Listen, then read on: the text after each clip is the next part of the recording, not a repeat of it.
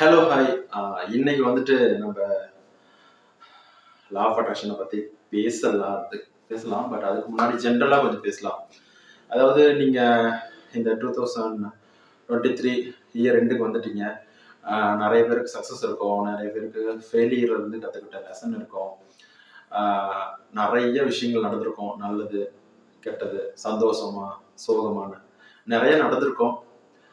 2023 வந்து முடியுது. நம்ம 2024ல் நாம் வந்து அடி எடுத்து வைக்க போகிறோம். நம்மளோட விஷஸ் எதுவாக இருந்தாலும் அது நடக்கணும்னு நம்பிக்கை வைப்போம். ஒரு நம்பிக்கையோட நம்ம இந்த 24 இயரை ஸ்டார்ட் பண்ணுவோம். நிறைய பேருக்கு வந்துட்டு சக்ஸஸ், ஃபெயிலியரு, கஷ்டங்கள், சந்தோஷம் இந்த மாதிரி நிறைய இருந்தாலும் நம்ம ஏற்கனவே உங்களுக்கு நடந்த நிறைய சந்தேகம், சோகங்கள் இந்த மாதிரி இருந்துச்சு அப்படின்னா அதை அப்படியே கேரி பண்ணிட்டு போகாதீங்க.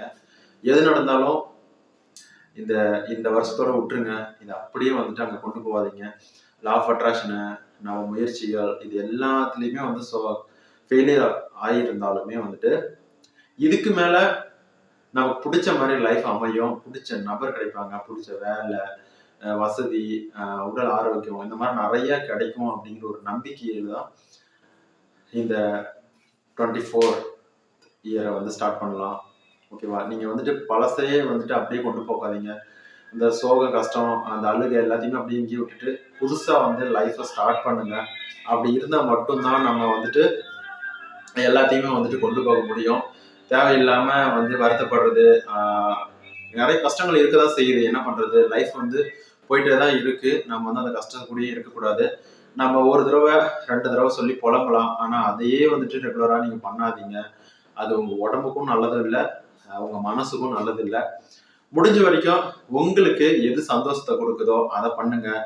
ஒரு டிவி பார்க்குறதோ, இல்லை சாப்பிட்றதோ, கேம் விளையாடுறதோ, இல்லை ஒரு பிஸ்னஸ்ஸு, நீங்கள் உங்களுக்கு பிடிச்ச மாதிரியான வேலை எதுவோ இருந்தாலும் சரி, எதுவாக இருந்தாலும் உங்களுக்கு பிடிச்ச மாதிரி ஏதோ ஒரு விஷயத்த செய்யுங்க. அப்படி செஞ்சால் மட்டும்தான் உங்கள் மனசு உங்கள் கட்டுப்பாட்டுக்குள்ளே இருக்கும்.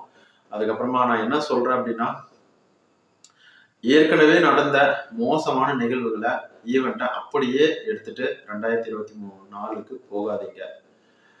ஸோ இந்த வருஷத்தோட எல்லாத்தையும் விட்டுட்டு புதுசாக ஸ்டார்ட் பண்ணுங்க. லவ் பண்ணுறதா இருந்தாலும் சரி, இல்லை மேரேஜ் பண்ணுறதா இருந்தாலும் சரி, எல்லா சோகம், வருத்தம், கோபம் எல்லாத்தையுமே வந்து ஸ்டாப் பண்ணிடுவோம். புதுசாக ஏதாவது வந்து நீங்கள் வந்து லேர்ன் பண்ணணும், இல்லை நான் வந்து ஸ்டார்ட் பண்ணணும் அப்படின்னு நினைங்க. அதாவது கோபத்தை விடுறது, நான் வந்து எக்ஸசைஸ் பண்ணணும், நான் வந்து ஃபிட்டாக ஆகணும், அந்த மாதிரி, இல்லை புதுசாக எதாவது படிக்கணும், இல்லை புதுசாக எதாவது பிஸ்னஸ் ஆரம்பிக்கணும். அது சின்னதோ இல்லை பெருசோ எதுவாக இருந்தாலும் புதுசாக ஆரம்பிக்கணும் அப்படின்னு நினைக்கிறவங்க அது மேலே ஃபோக்கஸ் பண்ணுங்க. பழசு எதையுமே நீங்கள் வந்து எதையும் நினைக்காதீங்க. அதெல்லாம் போனது போகட்டும். இதுக்கு மேலே நம்ம என்ன செய்ய போகிறோம் அப்படிங்கிறது தான் முக்கியம். சரியா?